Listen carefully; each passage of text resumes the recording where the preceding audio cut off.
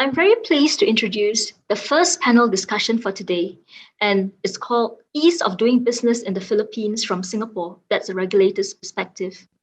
This panel will be moderated by Attorney Carla Grepo, Commercial Counsellor, Philippine Trade Investment Commission, and joining her are the following panelists. Attorney Mark Lester Aure, Deputy Executive Director, Legal Group of the Secretariat, Fiscal Incentives Review Board, and Ms. Rachael Sum, Regional Director, Philippines Enterprise Singapore, and First Secretary for Commercial, Singapore Embassy in Manila. Take it away, please. Thank you, Imelda, and thank you to Philippine Board of Investments Executive Director Kagatan. It's very exciting to hear that some of the world's major and trusted companies, including those from Singapore, are making their footprint in the Philippines. So I hope our Singapore investors find the rundown of the different priority industries useful in making investment decisions.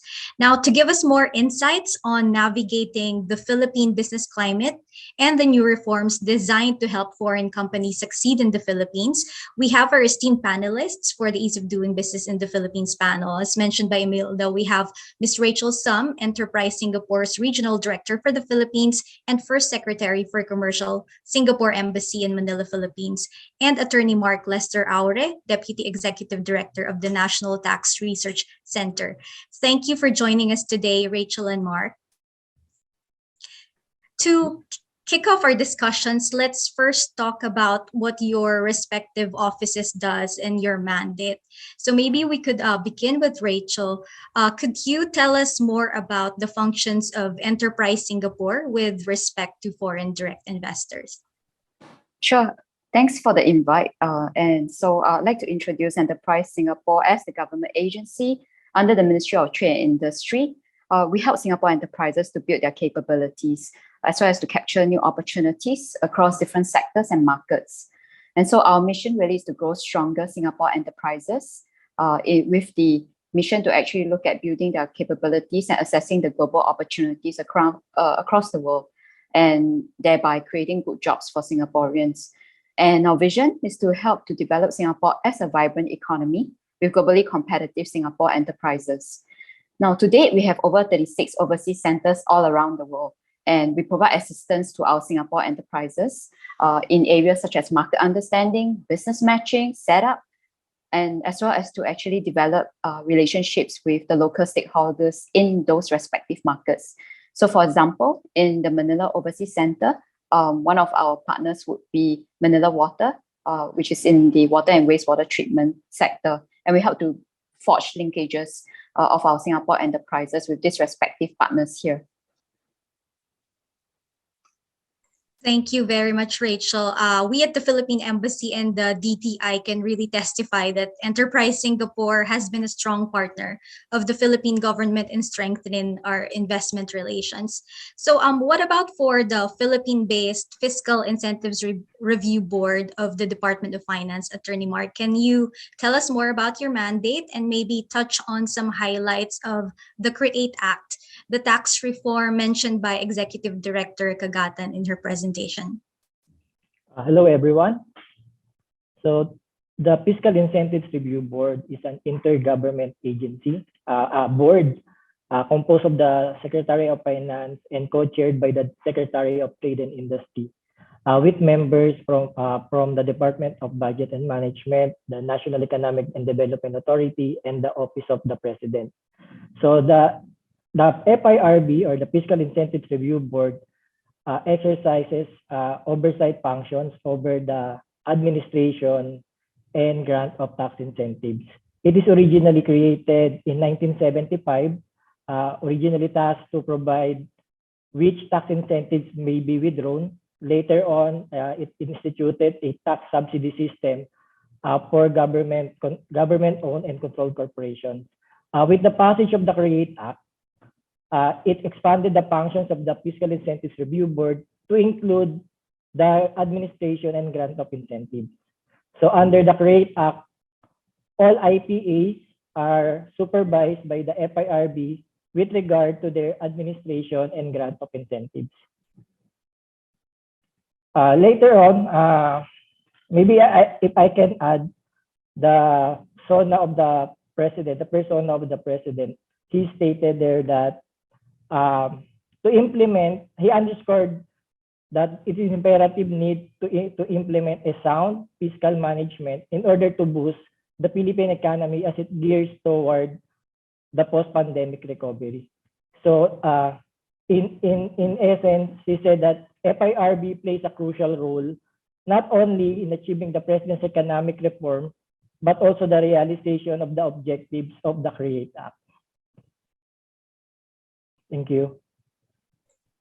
Thank you, Attorney Mark. So I hope the viewers find these reforms exciting. So thanks for sharing that with the tax reform. As I understand, the incentives are now streamlined and made uniform. So this avoids confusion among investors.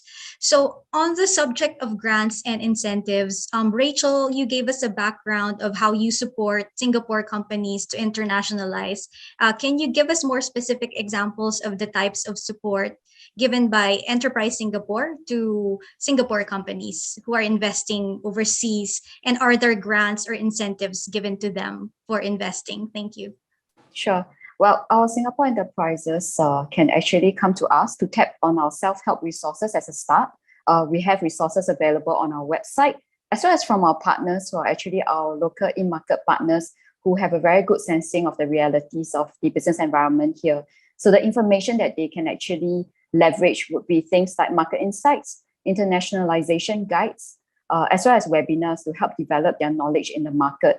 But we also have a very strong and wide network of professional service firms that can help guide the companies on a step-by-step basis to navigate the intricacies of the business environment here.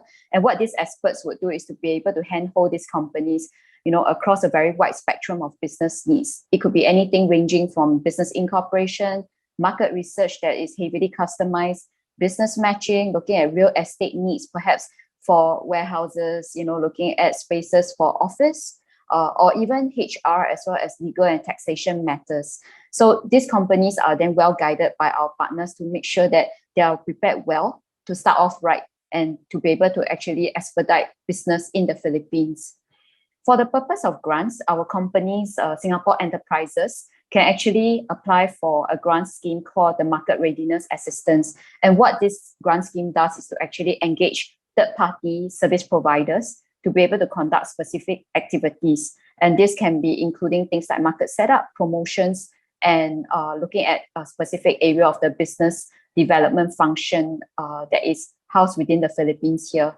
So other than this, we also actually amplify our efforts to reach out to our Singapore enterprises by partnering trade associations in Singapore, for example, the Singapore Business Federation. Another aspect of what Singapore enterprises can look forward to is the fact that we do try to cultivate our relationships here with our in-market corporates here. So we identify potential partners that can work with our Singapore companies across identified sectors that we deem to have great traction. So this can include large local conglomerates or specialized companies such as system integrators, distributors, multipliers, any of these, partners that can help our Singapore companies, ease their business entry or otherwise amplify their reach to the local businesses and consumers. Thank you, Rachael. It's very reassuring that there are end-to-end services that Enterprise Singapore and your network of partners have to get their business started. We also hope that Singapore companies in the audience today can explore more about your market readiness assistance, as well as your invaluable contacts with corporates and conglomerates in the Philippines, which is actually very important in the Philippines. Now, back on the Philippine side, Attorney Mark, how can Singapore foreign direct investors apply for these tax and fiscal incentives that you discussed? Can you walk us through a little bit, especially how to get started? Thank you. Okay. An investor who wants to avail of the tax incentives must first identify if their activities or projects are listed in the Strategic Investment Priority Plan. So if they find that the activities are listed, they can contact the investment promotion agencies. For instance, the Board of Investment, which is one of our partner in the processing of the tax incentives.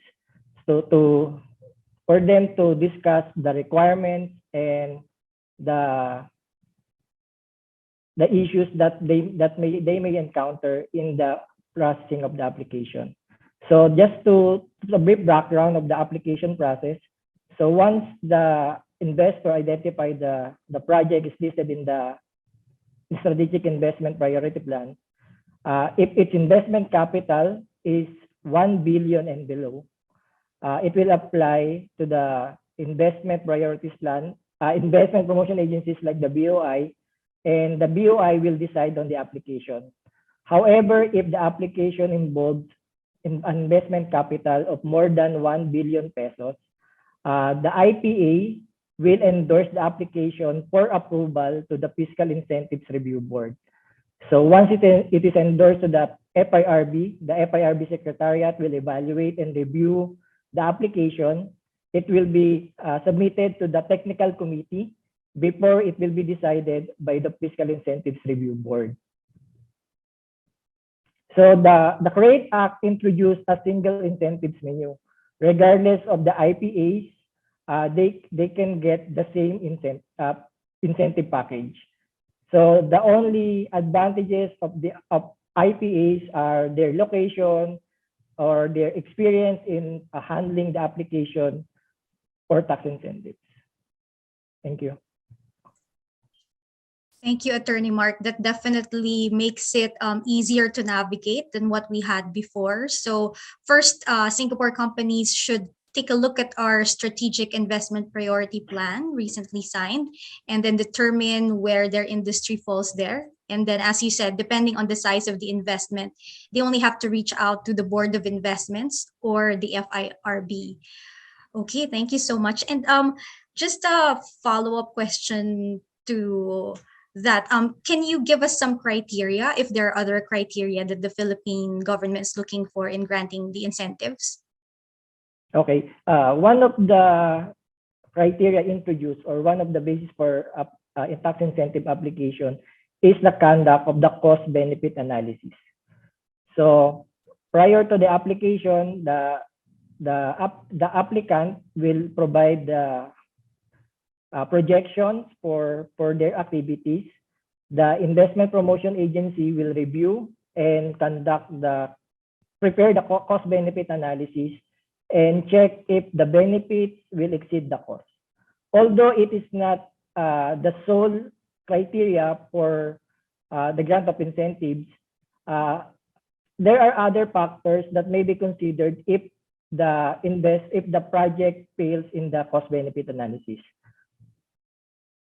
So once the IPA or the investment promotion agencies conducted the CBA, it will endorse the application to the FIRB if it's more than 1 billion.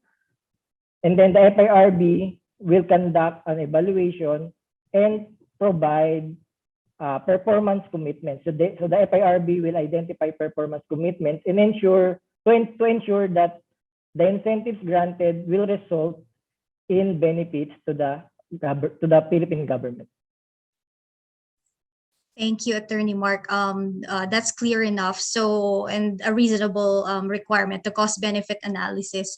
Maybe we can touch on the performance metrics later. But going back to Rachael for now, I'm sure the Singapore business community would be curious to know which Singapore industries are most active in terms of FDI in the Philippines, and could you give us some examples? Thank you. Sure, but before I do, I think I've heard the sharing earlier by BOI. I thought maybe it would be good to point out the fact that we do actually define Singapore enterprises as enterprises that are registered in Singapore, as well as having at least a minimum of 30% local shareholding when we trace it up all the way to the parent company. So therefore, if there are any entities that are wholly owned or do not meet the minimal requirement of 30% local Singaporean shareholding, they're actually not known as local Singaporean entities. Yeah. Okay, yes, that makes sense. Yeah, so which means then I think by definition, it may mean that the figures that were shared earlier were not entirely Singaporean corporations. if we go by basis of local shareholding, they are a lot, the names that were cited were foreign companies that were registered and are based in Singapore. Yeah, so I just want to share that, so that there's a kind of differentiation there.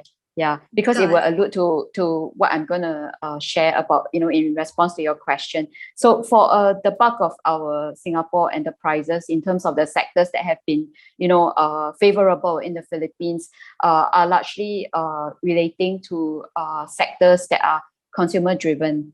Yeah, and this is really alluding because of the favorable demographic profile of the Philippines.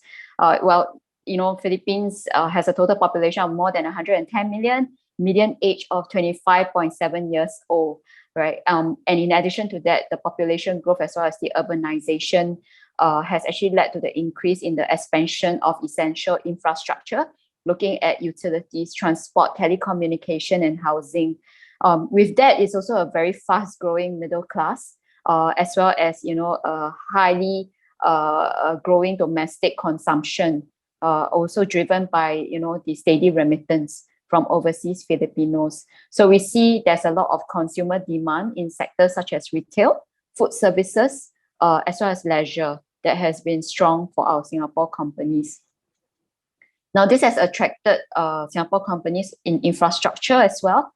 So we have seen companies such as Keppel Land, Changi Airport International, Savannah Jurong, that have actually made their entry into the Philippines towards projects such as airport development, looking at, mall development, as we have, SM Podium, which is a joint venture between Keppel Land and SM Malls.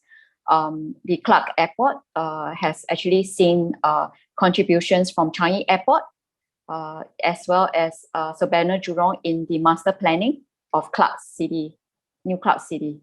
Yeah. So on the front of retail, we have seen brands such as Kofu that has brought in its bubble tea brand Super Tea, and R&B tea brands. And we've also seen even one of our architectural companies, Swan and McLaren Architects, that has actually partnered with one of the local corporates here. Another area would be Adamco Security, which actually looks at the area of security and fire safety monitoring. Yeah, that has made presence here. So we do have a very wide spectrum from infrastructure to consumer. Also, another major area, which is horizontal rather, is looking at digitalization. So I think this is quite synonymous across many markets around the world, and Philippines is no different as well. So we have seen there's a growing awareness of sustainability, as well as in innovation. So we see sectors that have emerged or are continuing to be emerging sectors, such as fintech, smart cities, renewable energy, e-commerce, as well as data centers in the Philippines that have actually attracted a lot of traction from our Singapore enterprises. One example to quote would be Swap Mobility. This is a company that is a smart mobility technology firm, and it actually launched its service in partnership with Toyota Motors Philippines in 2020 in the thick of the pandemic. And what they did was to help critical workers to get to the Philippines General Hospital, in a timely manner where medical services were very much needed. Yeah. So I like to add that, I think the Philippines continues to be a very attractive market for our Singapore enterprises across a very wide spectrum of sectors. And with the borders having already reopened, since late February, many Singapore companies have made their way into the Philippines, to close the deals, because they've been having months of conversation virtually with their potential partners, and as well as to deepen that partnership, by a face-to-face interaction. So we see that the Philippines will continue to be an attractive market, especially with what President Marcos has already announced, at the first SONA. And we think that there will be more room for attraction of foreign investment, especially through the PPP route as well. Yeah, so we hope that the Philippines government will continue to implement friendly foreign investor policies, for retail trade, for public services, as well as foreign investment. And so we think this is going to be a good market for our Singapore enterprises to continue to look forward to, with what it can present in terms of opportunities. Thank you, Rachel. That sounds very promising. So I just want to highlight a lot of your important points. It's a very wide-ranging spectrum from consumer demand-driven sectors like food, retail, and leisure to infrastructure. So we have many trusted names like Keppel, Changi, Surbana, Jurong. Our major infrastructure projects like the Clark City and Clark Airport have benefited from Singapore companies and technology and expertise. So I hope this encourages our Singapore audience today. Okay, so since we mentioned incentives earlier, I wanted to go back to Attorney Mark again to find out after qualifying for incentives and starting operations in the Philippines, I'm sure companies would like to know what performance requirements should they comply with so they can maintain the eligibility. So you can expound on the performance metrics you mentioned earlier. Thank you. So this is one of the important measures introduced under the CREATE Act. So before we used to have, we do not measure if there are commitments, the investors are making good of their commitments. Now we have to ensure that there are no more empty promises. So for every incentive, there is a corresponding commitment. For example, they will generate a number of employment, or they will invest so much amount of investment. In addition to this basic commitment, the FIRB may also add certain performance commitments like providing services in missionary area, providing better or quality internet services, providing setting a minimum tax payment. For example, so if a company they said that they have this amount of revenue and they will provide this, they will generate this amount of taxes for the government. So to make sure that they kept their promises, we put it in the resolution and make it their commitment that they have to pay the minimum tax for example, 100 million. And if the actual payment is below 100 million, they have to pay the additional taxes to meet the 100 million commitment. So these are some of the commitments that the FIRB has given to the registered business enterprises.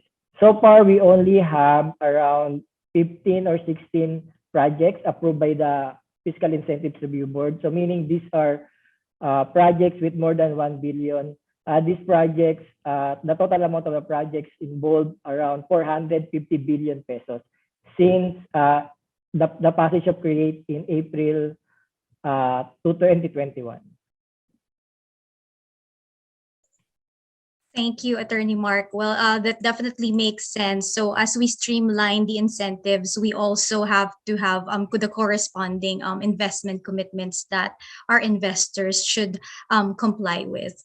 So we're nearing the end of our panel discussion. So maybe at this point, I can ask for any final words that you'd like to share with our audience or final tips in exploring their investments. May I begin with you, Rachel? Sure. Well, I'd like to just encourage Singapore enterprises, to consider the Philippines as a market in terms of, your expansion plans in the Southeast Asia region. The Philippines has been growing organically at a GDP growth rate of above 6%, year on year pre-pandemic. While all markets around the world are still actually reeling from the effects of looking at post-pandemic recovery, I think the Philippines is still well set off, to go back to a good steady rate in terms of GDP growth. So I think this is definitely one market to look at in terms of overseas expansion. So if you should have any inclinations or any queries, please feel free to drop a note, at the Enterprise Singapore website under Global Markets, the Philippines Manila Overseas Center. My team and my contact is in there, and we'll be happy to actually, have a chat with you. Thank you, Rachel. And to you, and for you, Attorney Mark. Thank you. Okay. The CREATE Act introduced a tax incentive that is performance-based, transparent, targeted, and time-bound. So if your activity is listed in the SIPP, please contact any of the 14 investment promotion agencies, such as the Board of Investments, the Philippine Economic Zone Authority.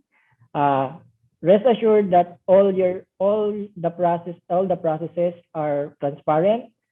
We assure you that we will act immediately on your application for tax incentives, and we can be assured that the professional and integrity of the FIRB to provide you the needed incentives are in place. Thank you, Attorney Mark. So since I'm not seeing any live questions today, and we have a bit more time, so our HT suggested that I make a brief recap.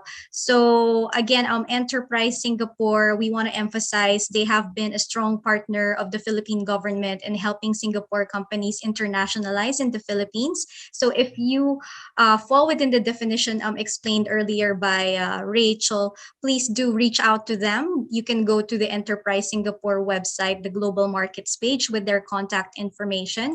So as she highlighted earlier, they have end-to-end services with not only them, but their network of partners to get your business started.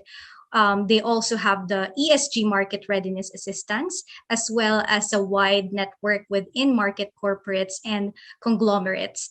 And as mentioned by Rachael, the investments from Singapore companies cover a wide spectrum of industries, from consumer demand-driven sectors like food, retail, and leisure to infrastructure, with names like Keppel, Changi, Urbana, Jurong participating in our major infrastructure projects. And now for the horizontal, we have interest in digitalization, sustainability, innovation, fintech, smart cities, renewable energy, and even data centers.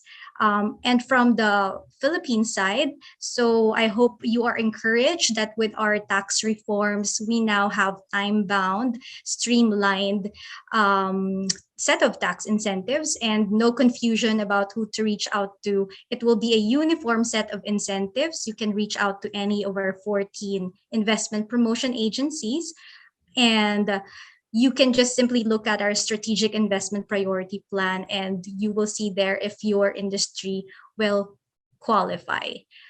Okay, so I think the audience now has a wealth of information to start making their investment decisions. And since this is all the time we have for our panel, if you have any further questions, our HT has shared that they will be taking note of them and endeavor to reach out through your registered email. If you have further ease of doing business questions, feel free to contact any of the organizers and panelists here today. I mentioned Enterprise Singapore's where to find their contact details. For DTI, it will be singapore@dti.gov.ph. So that's Delta Tango in India.gov.ph. For RHT Law, it's 1RHT-BDM. Bravo Delta Mama at rhtlawasia.com. So maybe the technical team can also share those emails in the chat box for audience's reference.